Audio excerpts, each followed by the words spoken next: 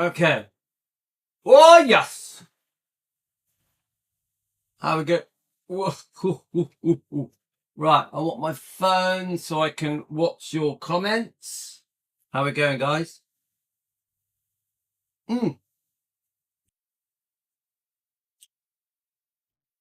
Cup of tea.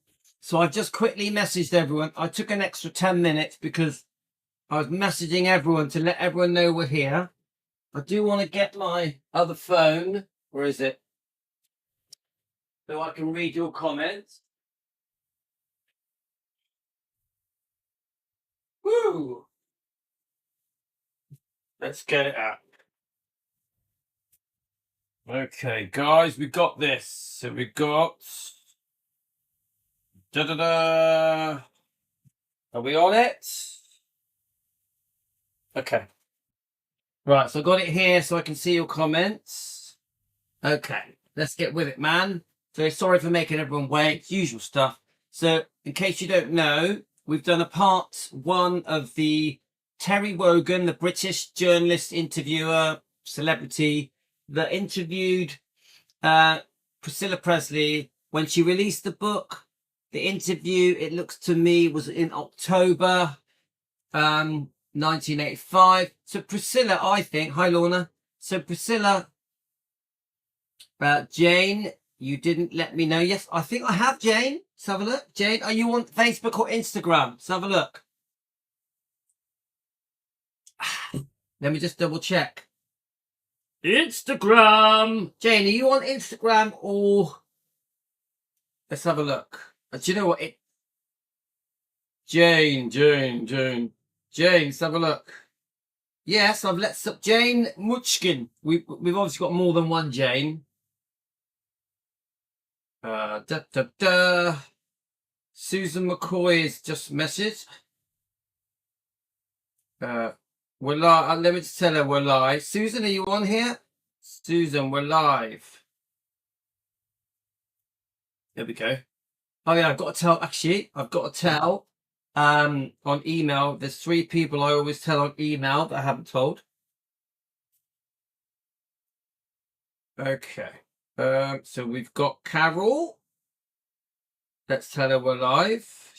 Some of you guys are asleep. Then we've got Angie and Salvatore. So let's get that. So tell Angie and then we'll tell Salvatore. I think that's everyone. I've already told Tony and Linda and loads of you. Okay. I do try my best to tell everyone. I think it's important that we have a decent amount of people with us on these live streams. We do lately. We have been getting a good 50 people, which I'm chuffed with. Sometimes more. So I'm going to do part 2 of the Terry Wogan interview with Priscilla Presley in 1985, where she tries to excuse her reasons for coming out with this trash book, which I call a book of lies, a fake fairy tale. I don't believe anything in this book. It's all been twisted and exaggerated in favor of Priscilla to make Elvis look bad, in my opinion. So this is part 2. But before I play part 2, I did want to quickly show you the shorts that I posted yesterday. I got my daughter's hair on me as well. And just so you know, once this section's finished, we are going to stop and start straight away because I am going to be doing... I found a Facebook post. Shall I show you guys again? Let's see if it's here. And we are going to do a whole live stream on this Facebook post. So this come up. The page, I think it's called The Best Oldies. I'll just read the one bit. After Elvis's death, Priscilla played a major role in preserving his legacy, especially turning Graceland into a memorial site that attracts millions of fans around the world. Do you think that without Priscilla, Elvis's legacy would be well preserved as it is today? Which guys, that's trash. That's bullshit. Elvis himself, his talent, his personality, his beautiful soul, and the fact he was beautiful inside and out, and the fans preserved Elvis, preserved, and are the reason people keep going to the Living Museum Graceland. It wasn't Priscilla's idea to open the museum, to save the museum. It had nothing to do with her. She jumped in on the bandwagon and just took over. She was given power because she was Priscilla's mum. Lisa Marie's mum, and because I think, this is my opinion, there was a deed of trust, this debt placed on Graceland by Priscilla's attorney, that gave her power, gave her leverage, where they almost were forced to allow her to launch Gracelands on their behalf. Now, the plans to save Gracelands, if it ever needs saving, because I think Memphis City were always going to preserve it, open it as a memorial to Elvis. The plans to do the Living Museum were already happening way before Priscilla stepped in. I personally think Priscilla took advantage of the power she was given after Vernon Presley died, 100%. So we're going to be discussing that Facebook page and all the 335 comments on the next live. So we're going to finish this live, then we're going to jump to that live. So let me just find the interview with Terry Wogan. We're about 8 minutes into it. I was going to play the one that we did. Let's see if it comes up. So let's play these two shorts, which I already played on part one. I want to turn the light on. It's just gone a bit overcast. Get a bit of light in here. Oops, not that one. Right. So I posted a couple of interesting shorts. This is one of them. We're going to play it. It just shows that Memphis City, this guy here represents Memphis City. Yeah. Or it was already at hand that they were going to save and open the Living Memorial Museum of Gracelands. So let's just press play. Plans were not only in his hands, but in the hands of the staff and people who were working with him. And I presume that the Colonel Parker efforts, along with others connected with the estate, will pursue the museum or something to commemorate or to support the memory of Elvis Presley, and certainly will. Morris says he hopes to be able to announce firm plans for the museum August 16th. That's the second anniversary of Elvis's death. So, to me, that just makes it very obvious that with or without Priscilla, Gracelands was going to be saved. The memorial, if it ever needed saving, because I don't think it was ever going to be broken up, ever. I think when Priscilla says it was going to be broken up, it's bullshit. Was that it was always going to be opened as a living museum. That was the plan before Priscilla came along. They knew it was going to be a success because there was hundreds, thousands visiting the graves every day. They knew the demand was there and that the museum would be an instant hit. So this weird thing that Priscilla says in interviews, that they were unsure if it would be a success, if the Living Museum was going to pay for itself, it's just crap. It's just crap. It was a sure thing. I read somewhere that they had bought 14 vehicles to do the tour. Yeah, I don't know if that's true, but come on, guys. Priscilla plays a game. Oh, we took a chance. I saved Gracelands from being broken up, even stripping the wallpaper off the walls, because of my decision with the others to save it and not allow it to be sold off. We then came up with this idea to do a living museum, me and Jack Sodden, and we saved the day because within a month we had recouped the cost of launching the museum. It's all bullshit. It was a sure thing from day one. It was never her idea, and it was never going to be broken off. Memphis were never going to allow Gracelands to be sold off and broken up. Come on. It was a cash cow for Memphis. It was the biggest draw for tourism in Memphis. They were never, ever going to disband it, break it up, and tear it down and sell it off. Never, never, never, never. Don't fall for it. Don't be fooled. So I did want to just just play a couple of my I'm going to read some of your comments in a sec. I just want to play one more short that we did yesterday, I think it was. Actually, let me just have a look on my videos. I did a couple of shorts. Right, here's one. Let's listen to this. These pictures were sent to me by Elaine.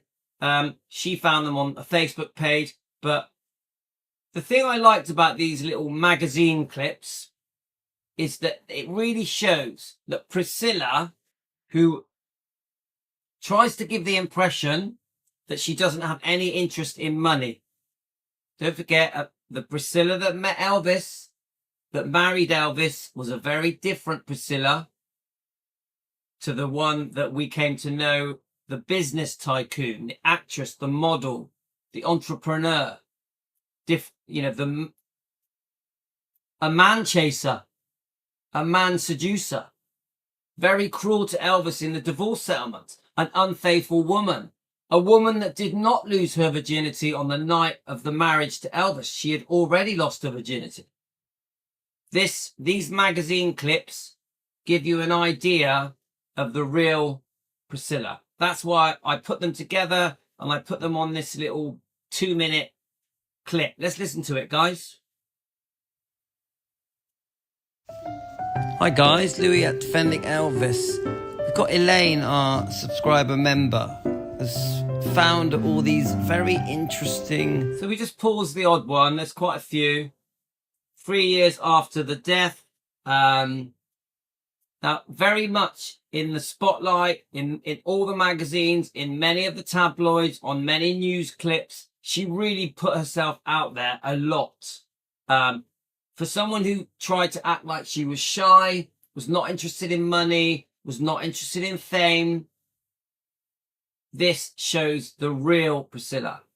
Magazine clips. I would say, let's have a look at Woman's Own.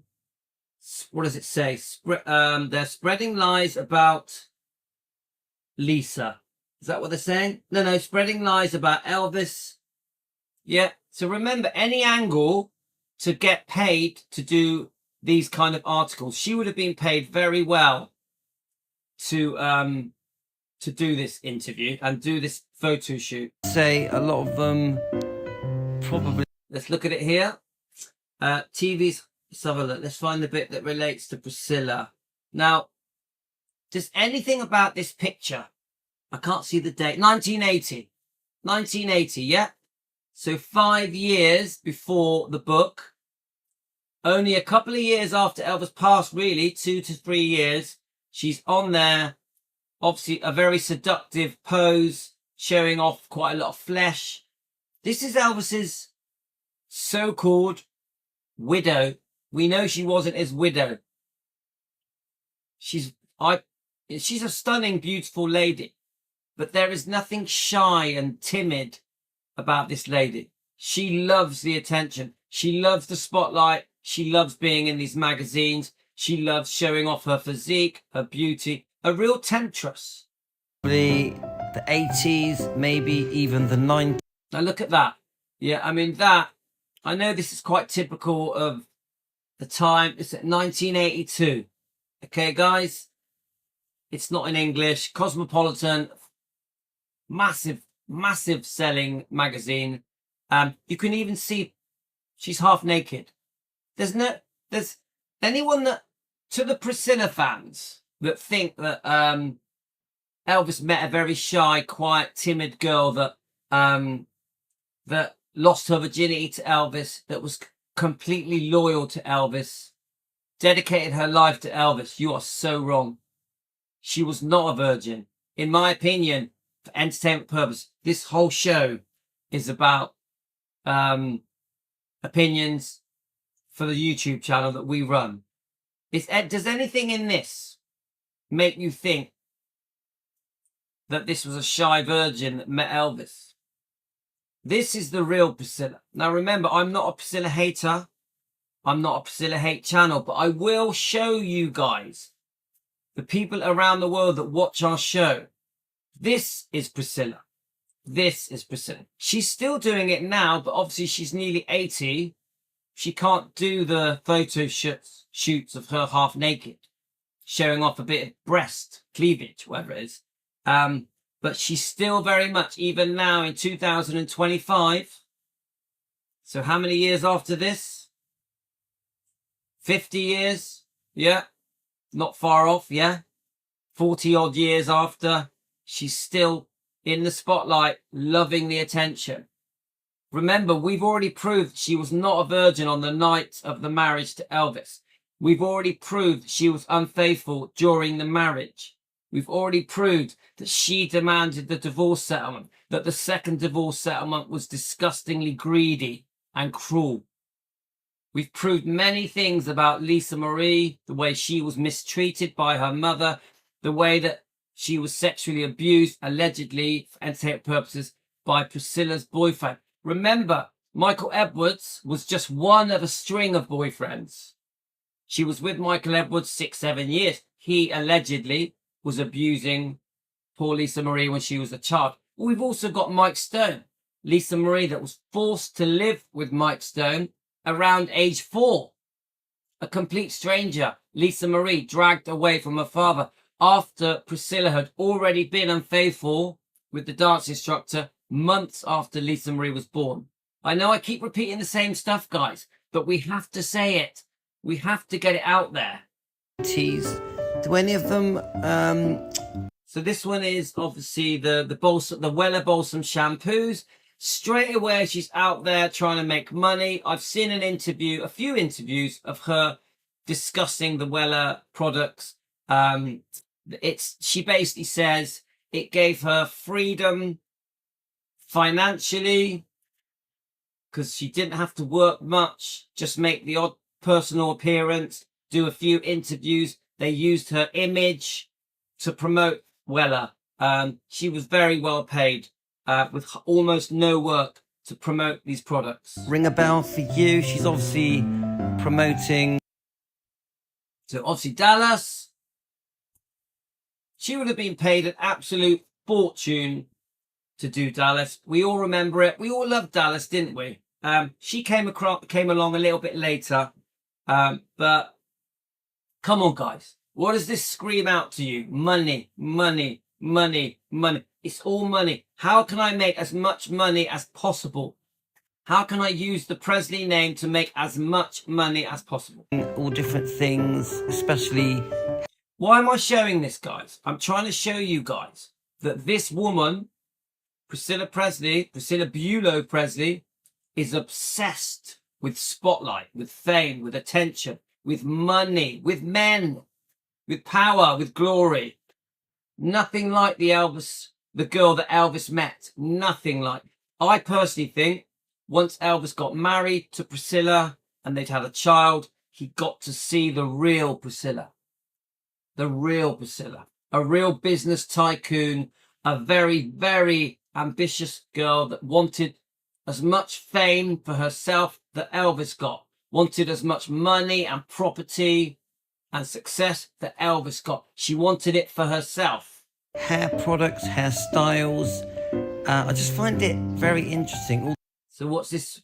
The different ways Priscilla made money, basically, using the name Presley. I mean, she does look great, I'll give her that. But this woman, she was hell-bent on making as much money as possible using the Presley name in so many different ways. Very, very ambitious young lady who really did keep coming up with different ways of using the Presley name. It's amazing why she is so obsessed with earning money and fame and spotlight and attention. Being on TV, being in the movies, being a model, just so many different things. And she's still doing it today at nearly 80 years old. Obsessed with just making more and more money. I will never understand it. Please leave your comments, guys. Thanks a lot.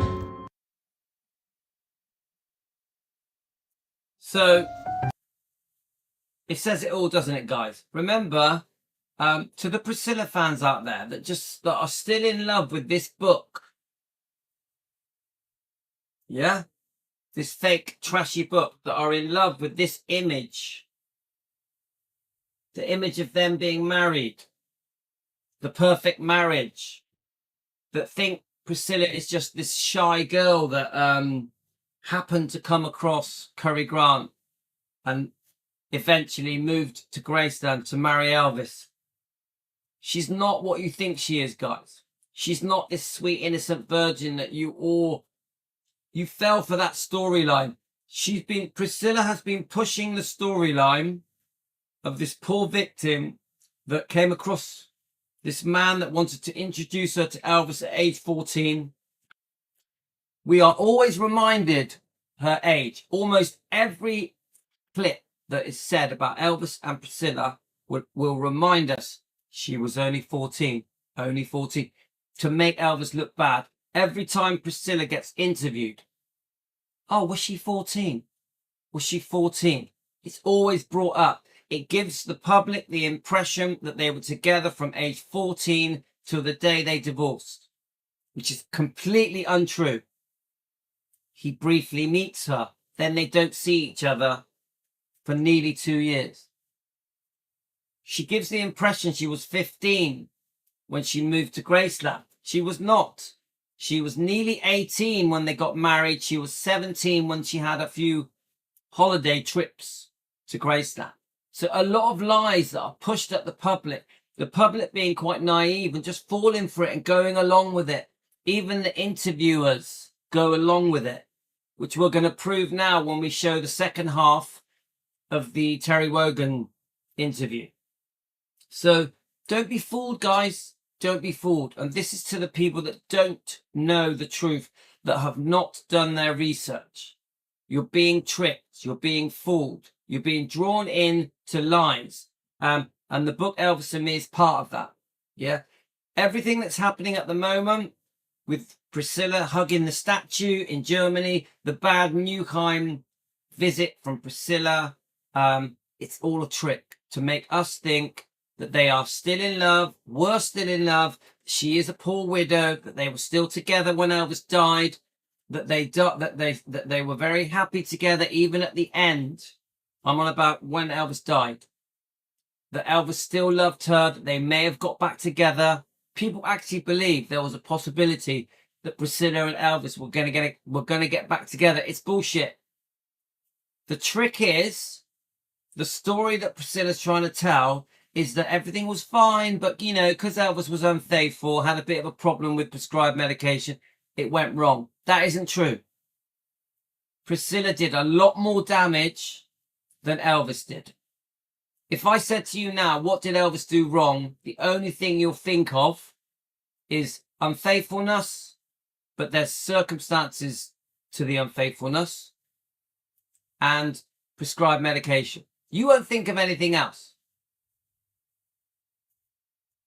And you get the impression that Elvis was the one in the marriage that was truly unfaithful. But actually, I believe that after they got engaged and married and the baby was born, it was Priscilla that was the unfaithful one at first. Then Elvis went back to his old way. So Elvis is blamed for everything. This is where it's unfair, guys. This is where it's unfair. Right, I'm going to read your comments. Then we're going to play the part 2 of the Terry Wogan interview. Let me see if I can get it up. I want to play it. I think. Let's have a look. Let's play our one that we made, if I can find it. Okay, no, it's all right. We'll just play the one that is up. Okay, fine. Right, so we have played half of it, guys. What am I really trying to show you guys? I'm trying to show you that we're being tricked. We're being tricked. The public are being tricked. The non-Elvis fans are being tricked. The Priscilla fans have bought into the lies. They have now become Priscilla fans, not Elvis fans. They defend Priscilla to as much as they possibly can.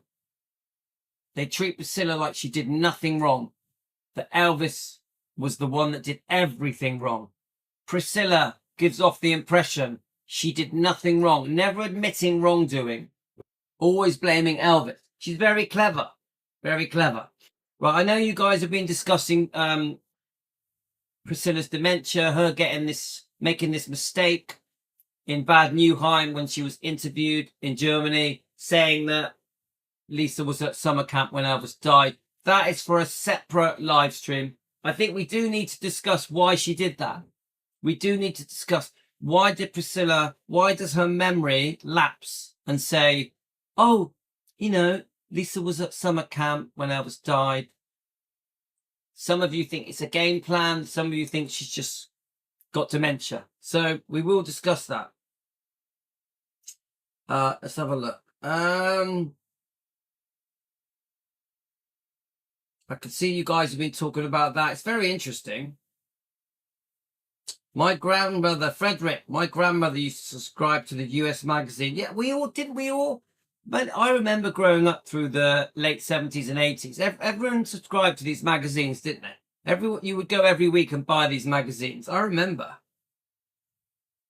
They are interesting magazine covers, aren't they? They're interesting to see. Thanks to thanks to Elaine. We saw those. I found them. The hairstyles are pretty 80s, aren't they? I'm just checking your comments, guys. Yeah, the girls had big hair in the 80s. I remember having a girlfriend in the 80s. She had big hair. Right, let's play the second half of this interview. Met Elvis in Germany in 1959. You were 14 and he was 24 and he was already... I want to go back. Priscilla fully supports that Lisa Marie was against has been made using the book Elvis and Me. Please leave it in your comments, guys. There's so much strong feeling about the book Elvis and Me. We need to expose the wrongdoing here. You met Elvis in Germany in 1959. You were 14 and he was 24 and he was already a star. What did he see in you? What did he see in me? Well, I don't know. What do you see in your wife? She wasn't 14 when I met her. It's just that as a 14-year-old, it seems extraordinary that he should be attracted to a 14. We can see what he would see in you now as a fully grown, extraordinarily attractive woman. But at 14... Well, I can't, again, there's eccentricities that go on, too. I mean, I must have attracted something that I brought out in myself or that was already there naturally that he liked. I don't think he made a mistake. I don't think I made a mistake. I'm not regretful for that. I don't think it made me a bad person or him a bad person. We're all very normal and very healthy and well, and I don't think anyone should be condemned for that. When you were 15, your parents allowed you to go and live with him in Graceland. If you read the book... I did read the book, yeah. I'm sorry, go ahead. Yeah. I'm sorry. You have a 17-year-old daughter yourself now. Would you let her do that kind of thing, even in these free living... It's extraordinary that he should be attraced to a 14. We can see what he would see. What did he see in me? Sorry, guys. Sorry. I had to warm my tea up. But we know the question that he asks. The 14-year-old thing, the fact that she was 14 when she was introduced to Elvis, is always gonna be a thorn in Elvis's side. I always say this, guys. We can't put 1959 into 2025. I always say this, I know you've heard it a million times. In the 50s, 60s, 70s, maybe even early 80s, a man in his 20s going out with a girl 16, 17, 18, 19 was completely normal. Completely normal. If anything, if you passed 20, you were classed as being on the shelf. So we have to remember this. Now, Elvis was introduced to Priscilla in 1959. She was another fan. You must know this. Priscilla was not introduced to Elvis at age 14 as his girlfriend. She was introduced, supposedly, by Cary Grant as a fan. As a fan. People must know this. Rock and roll stars have thousands and thousands and thousands, tens of thousands of adoring followers, even outside the houses where they are staying. Hundreds of teenagers want to see the rock and roll star, whether it be the Beatles, the Rolling Stones, or Elvis Presley. Completely normal for teenagers, 13, 14, 15, 16, to be chasing around these people. So there's nothing unusual about the fact that Elvis was introduced to a 14-year-old. Now, they did go on to have a friendship. Priscilla has always said there was never sex. So, but this thing that she was 14 when she was introduced to Elvis has been used against him again and again and again and again, hundreds of thousands of times, to make him look like a pervert, to make him look like a paedophile. It's so unfair. This is so unfair to Elvis. Even Terry Wogan here, he brings up, what was Elvis? Why would Elvis be interested in a 14-year-old? Well, I think I've just explained it. She was a fan. She was one of thousands that was introduced, tens of thousands that was introduced to him. She was no different than any other fan. There was no sex. There was no relationship. They did have a friendship. They did have a friendship. It's obvious, yeah? But then Elvis goes back to America in 1960 and gets on with his life. He only knew Priscilla for a matter of months. Now, I'm not going to whitewash Elvis. There was something about Priscilla that he liked, but it doesn't mean he had sex with her. It isn't fair that it's constantly brought up that he was seeing a 14-year-old. Elvis was not seeing a 14-year-old. He had met a 14-year-old. By the time she gets to America, she's nearly 18. So this is why the world needs to know the truth. But let's listen to how Terry puts it. Well, I don't know. What do you see in your wife? It's well, she wasn't 14 when... So what he says, he makes a joke of it. Oh, she wasn't 14 when I met her. Now, Terry Wogan isn't a rock and roll singer. He's not Elvis Presley. So that really is irrelevant. But what you've got to understand is what she should, in my opinion, what she should have said, because she carries on the lie that, oh yes, you know, Elvis started seeing me at 14. She carries that on. But what she should have said was, oh no, we weren't seeing each other as a couple. We just had been introduced and then we struck up a friendship. Yeah? Then he went back to back to America to get on with his career, movie making, the Frank Sinatra show, making albums. Yeah? She doesn't do that. She carries the lie on, and that annoys me. And this is how the public is tricked. Because if I was the general public in 1985 watching Terry Wogan's show, which I was actually, I did watch this when I was, in 1985, I remember watching this. I remember thinking Priscilla was stunning, and I also remember thinking that I believed every word she said. This is how we've all been tricked. I remember believing every word that Priscilla said. Every word. Even when I would read it in newspaper articles, magazine articles, I believed it. I fell for it, guys. I was tricked. And I think millions and millions around the world also fell for it. She's got us all eating out of the palm of her hands. She really did trick and con us.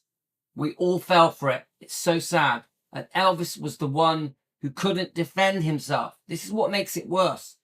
We all believed it. Even us, the fans, the Elvis fans. We all believed it. But it wasn't true.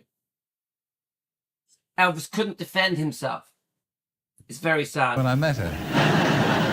It's just that as a 14-year-old, it seems extraordinary that he should be attracted to a 14. We can see what he sees. See, look.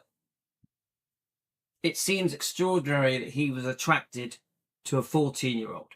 Now, if I would say that the general public would think that Terry was talking about Elvis like he wanted sex with a 14-year-old, that he was sexually attracted. She was obviously very beautiful, even as a 14-year-old. Now, maybe Elvis could see that she was going to grow into a beautiful woman. But that doesn't mean that he wanted to have sex with a 14-year-old. Elvis always made it very clear that nothing like that was going to happen between them while she was that age. I think she's even said that in the book. What he would see in you now as a fully grown, extraordinarily attractive woman, but at 14.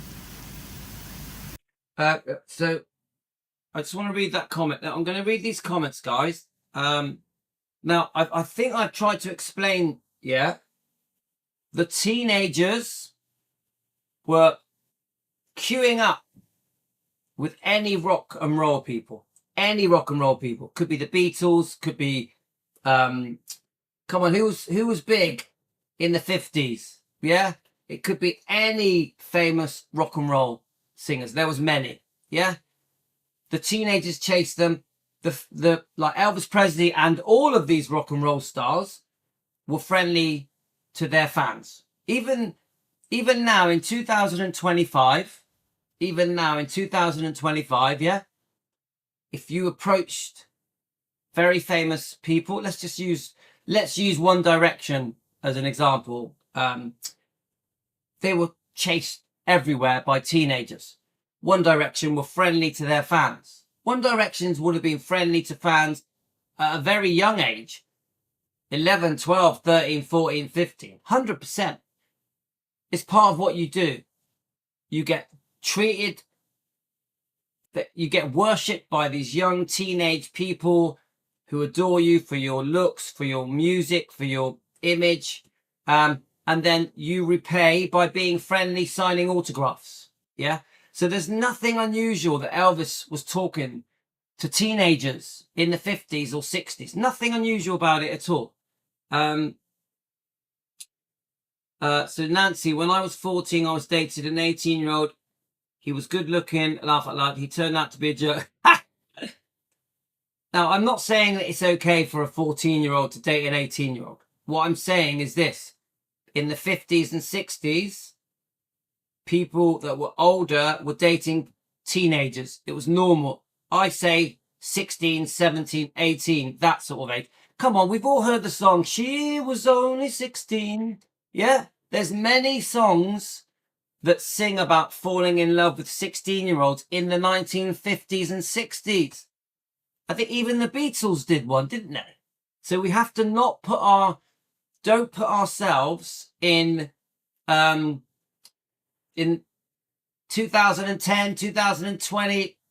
It's not 1959. It's not the 60s, the 70s. We have to remember it's a different time. Things were different. So when we judge Elvis, we have to know this, that the world that Elvis grew up in, it was completely normal for 16, 17-year-olds to date older men. And marry older men. Many people in the 60s, 70s, and 80s that were 16 years old married men in their 20s. Completely normal. Completely normal. We have to understand this, guys. It doesn't make them perverts. It means things were different in the 50s and 60s. Let's have a look.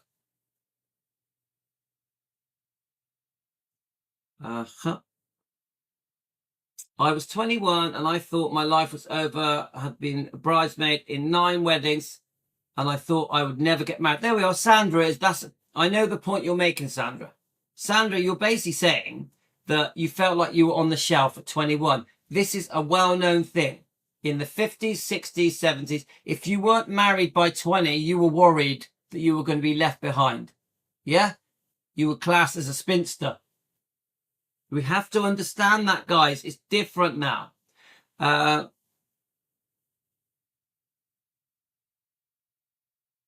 flicking through the comments. Hi, Liam. Cheryl Cole and Liam, he was a child when she met him. It doesn't make her a paedophile. Same situation with Philip Schofield. So many people see it at 14. Yeah, I agree. The age you meet someone is very different than the age you start sleeping with them. Come on, we know what a bloody paedophile is. It's someone who fancies little children. Come on. It's so different. Elvis didn't fancy children. Come on. Anybody that thinks that Elvis fancied little children, you're stupid. It's a stupid thing to think.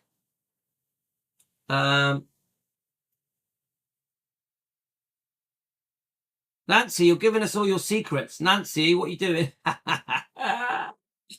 Right, okay. My mum and dad didn't have a problem with it. Nancy, you make me laugh. Yeah, Nancy, the nerds in high school, when I went to class reunion, they were so good looking. What was I thinking? Come on, let's stay on topic. I remember coming home from work, downtown Chicago. The bus was packed, the headstand, the whole ride home. And this man, oh, right, yeah, okay. Too much information, guys, too much information.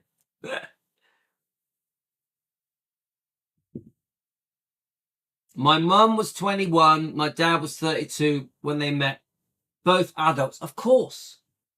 My wife was 22 when I met her. Doesn't make me a paedophile. Come on, guys. And we've had 5 kids. Let's have a look. So Jean was 16 or 17. Okay, let's carry on playing this then. Well, I can't, again, there's eccentricities that go on too. I mean, I must have attracted something that I brought out in myself, or that was already there naturally, that he liked. I don't think he made a mistake. I don't think I made a mistake. I'm not regretful for that. Right. I must have attracted something in him that he liked. Now, come on. She's talking about Elvis as if they got together at 14. Because he says to her, were you 14 when he met you? What did he see in you? Instead of saying, oh, well, actually, I didn't start seeing him until I was nearly 18. She goes, oh, he must have liked something in me. So she's basically saying, Elvis did like me when I was 14 in a sexual way. She's lying. She's twisting the truth. She's not telling us the truth. I say this to Priscilla Presley. Tell the truth. Say, oh, yeah, I met him at 14, but we didn't get sexual till I was 18. Say that. I'll give her much more respect. Instead, she goes along with Terry Wogan, the interviewer, the British interviewer, in 1985 after releasing a trash book. You get it, guys? She's playing a game. She's tricking the public. I don't think it made me a bad person or him a bad person. We're all very normal and very healthy and well, and I don't think anyone should be condemned for that. When you were... Yeah, but she's just condemned him. She's just condemned him. So she defends him, yeah? Blah, blah, blah, blah, blah. I don't think anyone should be condemned for that. You've just condemned him. Because Terry Wogan asked you, what did Elvis see in a 14-year-old? And instead of giving us the truth, that he didn't get sexual with you until you were nearly 18, you then go, oh, I don't think anyone should be condemned for that. You've just condemned him. You were 15, you went to, your parents allowed you to go and live with him in Graceland. Right. I'm going to repeat that bit. When you were 15, your parents allowed you to go and live with him at Graceland. We know, and proved it, that she was nearly 18 when she moved to Graceland. This is how the public are being conned. Now, what Priscilla should do, she should say, oh, no, I was nearly 18 when I moved there. She doesn't do that. She goes along with the narrative, with the storyline that Terry is giving her. Terry believes it. Terry Wogan honestly believes that she moved to Graceland age 15. Terry Wogan honestly believes, God rest his soul, because he's a good guy, that they were sexual age 14. You get it? Even Terry has been tricked and conned into believing the bullshit. Why does he believe it? Because he read her book. He read her book, so he believes it. He believes her book tells the truth because she is Elvis's ex-wife. He doesn't know that she's been unfaithful twice. I guarantee you that he did not know about Steve Peck, the dance instructor. I guarantee it. I guarantee you that he didn't know that she had been unfaithful numerous times before the demanding of the divorce. Otherwise, he'd bring it up. He'd say, oh, but weren't you unfaithful? Did you sleep with Steve Peck, the dance instructor? Did you sleep with Mike Stone, the karate champion? I know he says he read the book. I don't think so. I think he read parts of it, because otherwise he would have brought it up. We're all very normal and very healthy and well, and I don't think anyone should be condemned for that. When you were 15, you went to, your parents allowed you to go and live with him in Graceland. No, if you read the... Remember, we know that's not true. He believes it. She doesn't dispute it. She doesn't say to him, oh, well, that's not true. I was nearly 18. This is part of the con, the trick. This is us being fooled, the general public. Could you imagine how many millions of people watch this live by satellite interview? Tens of millions, I would say. How many believed after watching this? Hi, Joanne. How many believed after watching this that Elvis had slept with a 14-year-old and that Elvis moved a 15-year-old into his home, Graceland, just because of this one interview that would have gone round the world? You see the damage that is being done by his ex-wife, who was unfaithful to him and at this point had crucified him on divorce settlements. And whilst this is going on, poor Lisa Marie, allegations. Right now, as this is being filmed, October 1985, there's a chance that Lisa Marie Presley is being molested, allegedly for entertainment purposes, just opinions. This is an entertainment show by Michael Edwards, her boyfriend. Her boyfriend. I'm not sure if in 1985 they'd split up at this point. We know, I think around 1987, the book comes out. I think this book, that where Michael Edwards admits that he was in love with Lisa Marie when she was a child, comes out a couple of years after this. Let me just see if there's a date on here. 1990. 1990. So there's a possibility that Michael Edwards, let me see if I can get the years. Does anyone know when Priscilla, the years that Priscilla was dating Michael Edwards? Let's type it in. When was Priscilla dating Michael Edwards? Let's see if it comes up, guys. Do any of you know? He's a male model, isn't he? Let's see if it comes up, guys. Hang on a minute. Do any of you know? Put it in the comments, guys. I think it went on for 6 to 7 years, yeah? When did...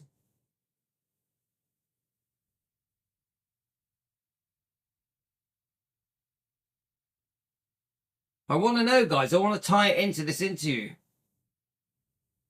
You know, the guy off Terminator. So Teresa said it started in 78, but when did it end?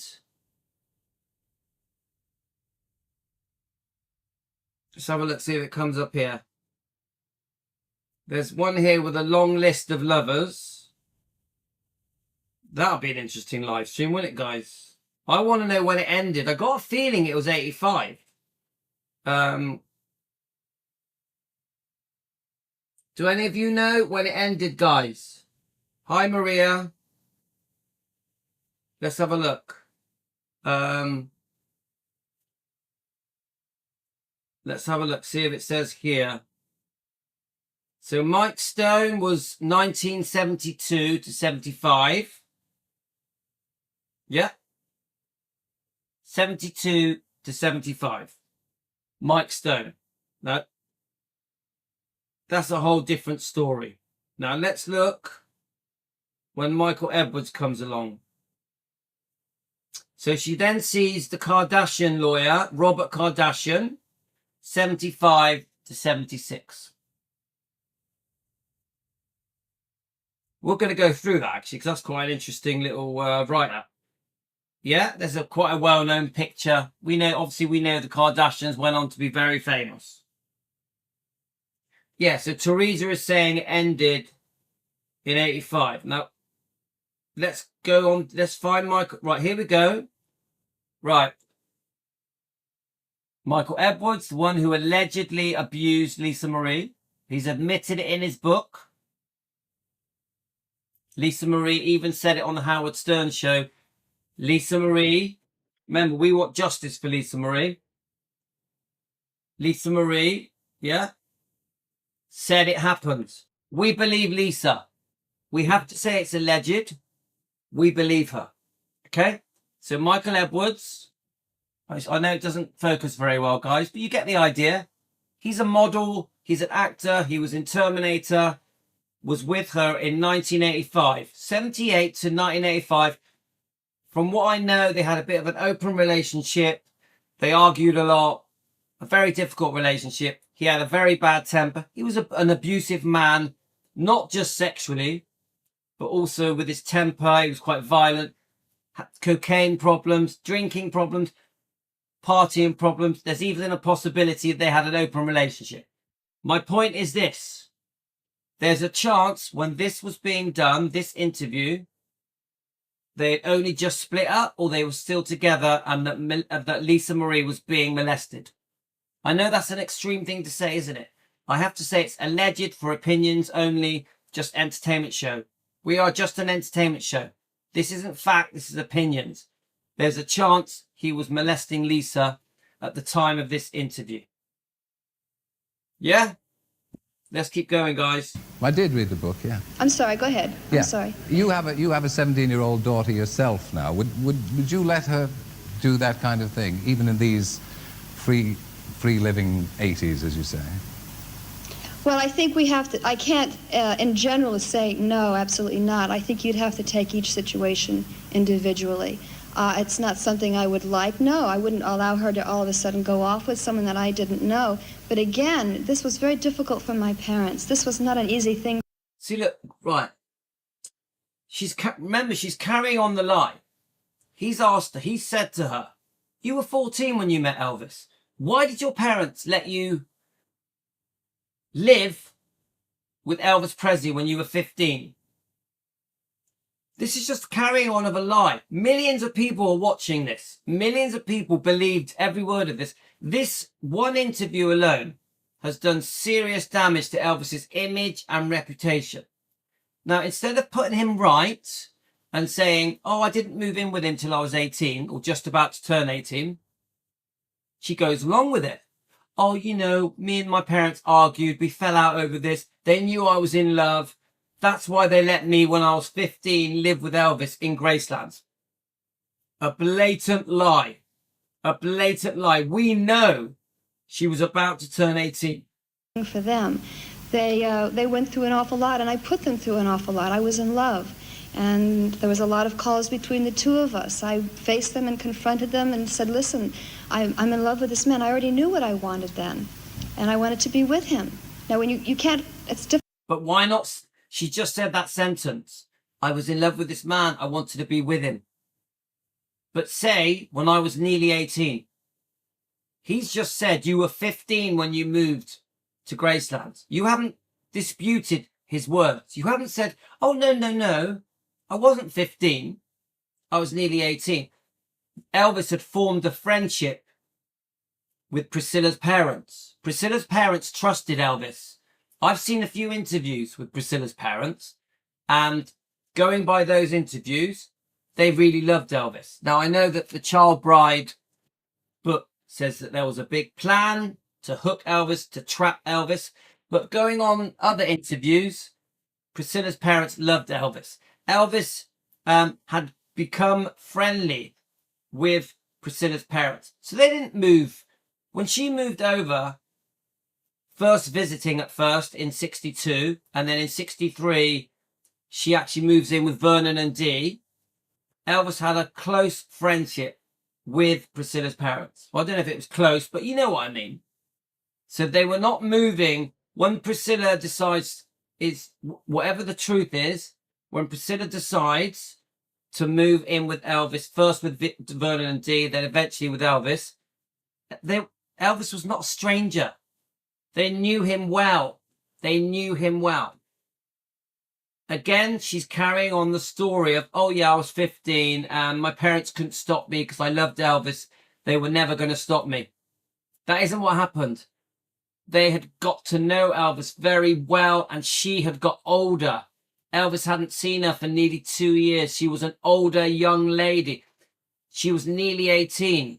In the 1960s, it was very normal for a 16, 17, 18-year-old to get married to a man in his 20s. Completely normal. We wouldn't do it now, but then it was normal. Difficult to deal with someone who's in love because that's exactly what they were doing, and they did not want to hurt me in any way. In fact, my parents and I are very close today, and I'm sorry that I put them through so much because they're wonderful people. So you don't regret it? Oh, absolutely not.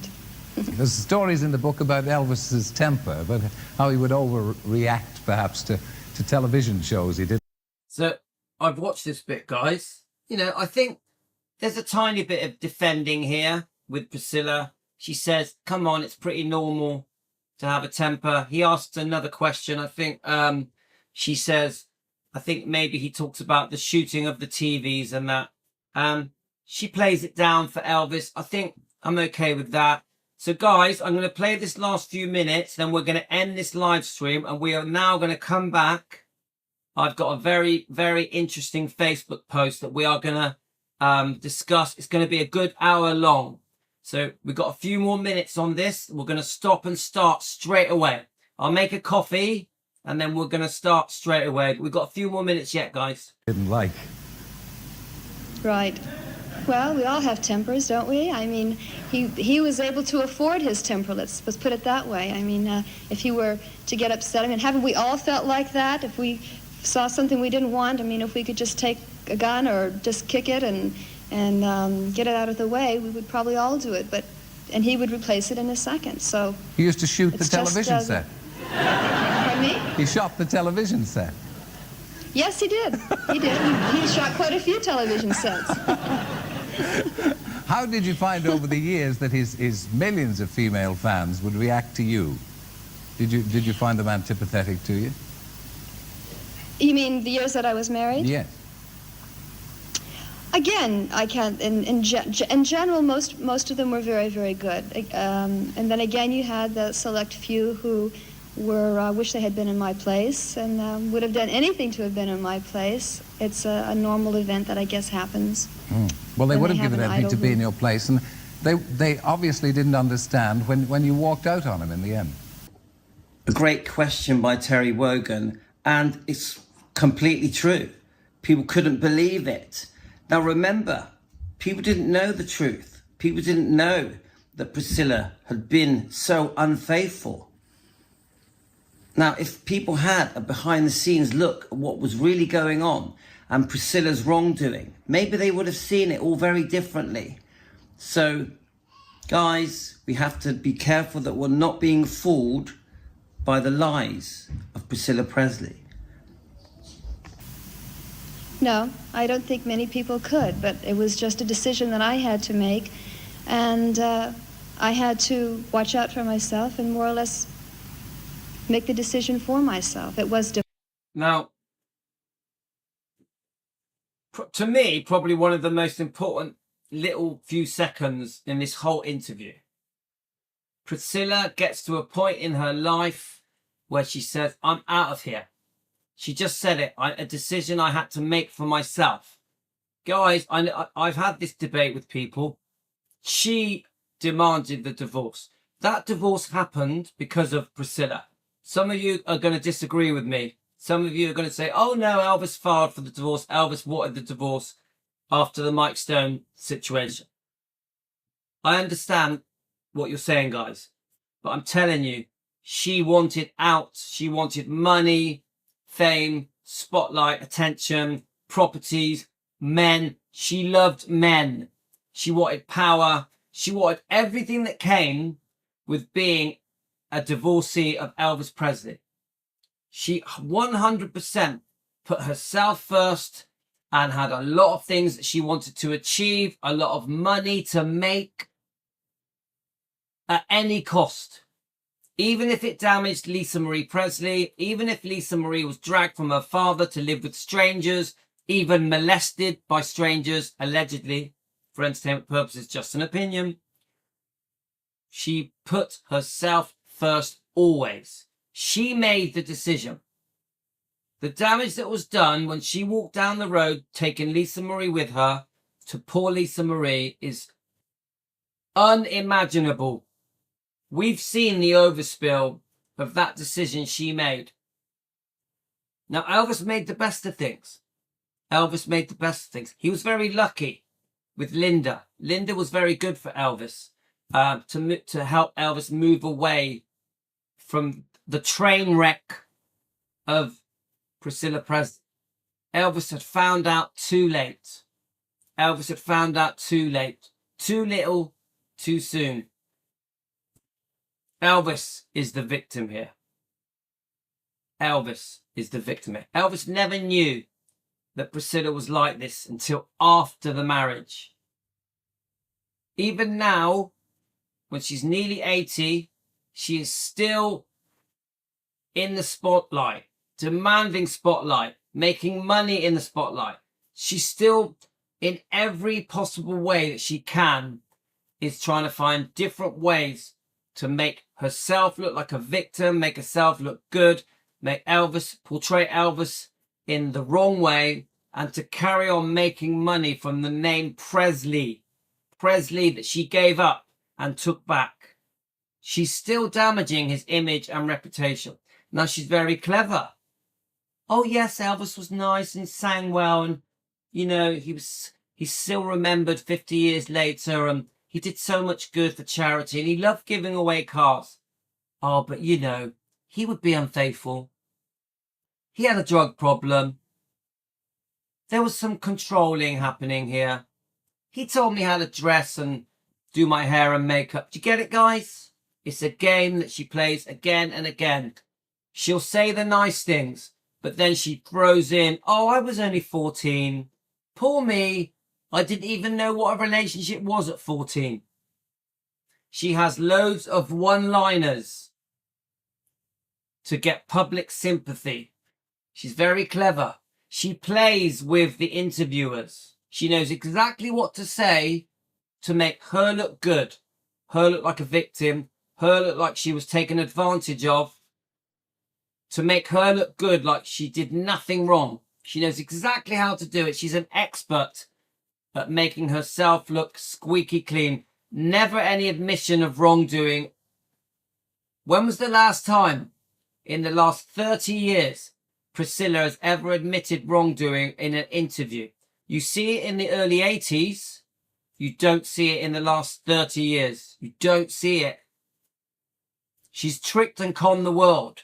I keep saying, don't be fooled. Don't be fooled by this woman's lies. I repeat, I'm not a hater. We're not a hate channel for Priscilla, but we must defend Elvis because he can't defend himself. We must expose Priscilla's lies, her twisting of the truth. We must expose her fake fairy tale that didn't happen. We must stop her from making Elvis look like a sick pervert, a drug addict, a horrible, evil person, when we know that Elvis is one of the kindest, most beautiful people inside and out that has ever lived. That has ever lived. I could show you stories again and again and again of Elvis helping people. His fellow man, his friends, his family, complete strangers, disabled people, people with cancer. Elvis gave away his fortune. Elvis is one of the kindest people that has ever lived. But this lady has managed to con the world. Con the world. Let's just play a few more seconds. Difficult. It was not easy. Elvis and I remained good friends even after the divorce. In fact, Elvis and I remain good friends even after the divorce. Do you see how ridiculous that is? Now, we've done our research. We know the damage Priscilla did to Elvis on the second divorce settlement that she promised was never going to happen. The lien, the debt placed on Gracelands. Elvis nearly lost Gracelands to Priscilla. The power Priscilla got when she placed the lien on Graceland, when the deed of trust was created to have this debt placed on Graceland that would guarantee that she gets her installments of money, spousal payments, a percentage of Elvis's royalties. This gave her a lot of power, and it was still there when Elvis died. She's a big part of the reason, Priscilla is a big part of the reason why Elvis had run out of money when he had died. A big part.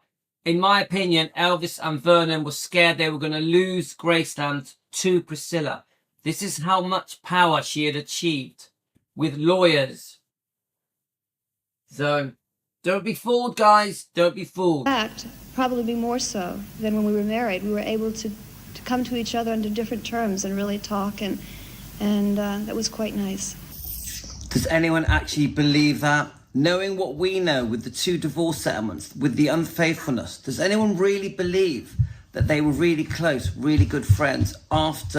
Guys, I've done loads of research. It's impossible that they could have been friends after the divorce because of so much wrongdoing that happened to do with the divorce settlement, the second divorce settlement. They were arguing over Lisa Marie. Now, I do think Elvis put on a front on behalf of Lisa Marie. Elvis wanted Lisa Marie to think everything was fine. I do think Elvis did that. I do think Elvis wanted the public to see that Priscilla and Elvis were getting on well.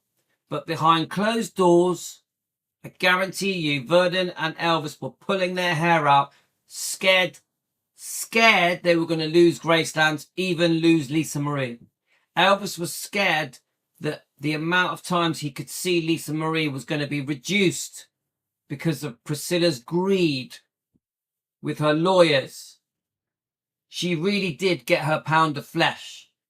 We all know that at the hands of Priscilla, Lisa Marie's treatment was disgusting. We could go on and talk about Scientology. That's further down the road. The way Lisa Marie was treated by her own mother, Priscilla, was disgusting. Priscilla was supposed to keep Lisa Marie safe. She didn't. She did not. This is just one of the many tragic ways that Lisa Marie was mistreated. Scientology is another story. Money is another story.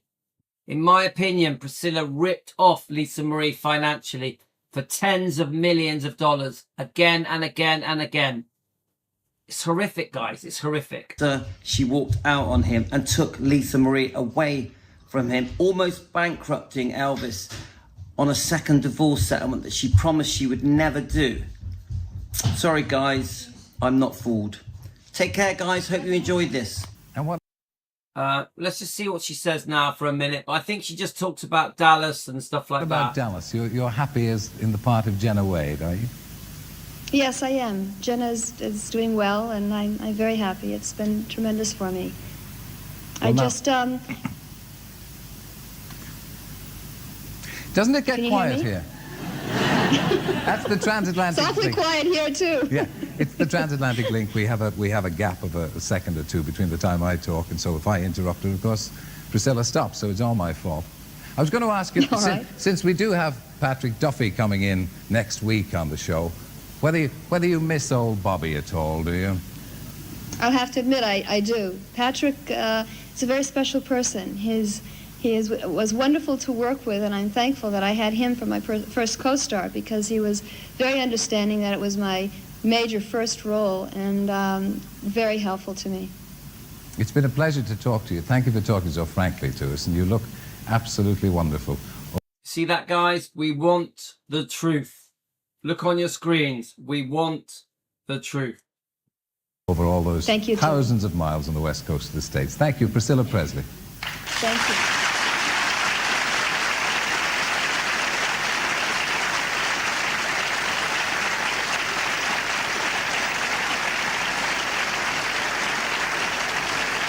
Of course, we love Terry Wogan. I'm from England. We love Terry Wogan, but even Terry was conned. Even Terry believed that they got together at 14, believed that she had moved to Gracelands at 15. And I think even Terry thought Elvis was a very extroverted, odd character. I believe that. Even though he was not. Elvis was completely normal. But he was a rock and roll star who would become the most famous man in the world. He still was grounded, a lovely man, always treated his fans and girlfriends with the utmost respect and good manners. So guys, we've got another very serious live stream that's going to come straight after this. We are going to discuss this Facebook page. The Facebook page says, after Elvis's death, Priscilla played a major role in the preserving of his legacy, especially turning Graceland into a memorial site that attracts millions of fans around the world. Do you think that without Priscilla, Elvis's legacy would be as well preserved as it is today? Of course, we are going to read the comments and disagree. We have strong opinions. There's 337 comments. So we're going to stop now. I'm going to make a coffee and then we're going to carry on in 5 minutes. I'm going to put the link up straight away. Okay, guys? I'll see you in 5 minutes. But I'll put the link up so you guys can carry on chatting. Thank you for joining me. This has been a really good live. Okay, guys? 5 minutes. I appreciate all of you joining me. We'll be back. I'm going to make a coffee. I advise you to make a coffee because the next live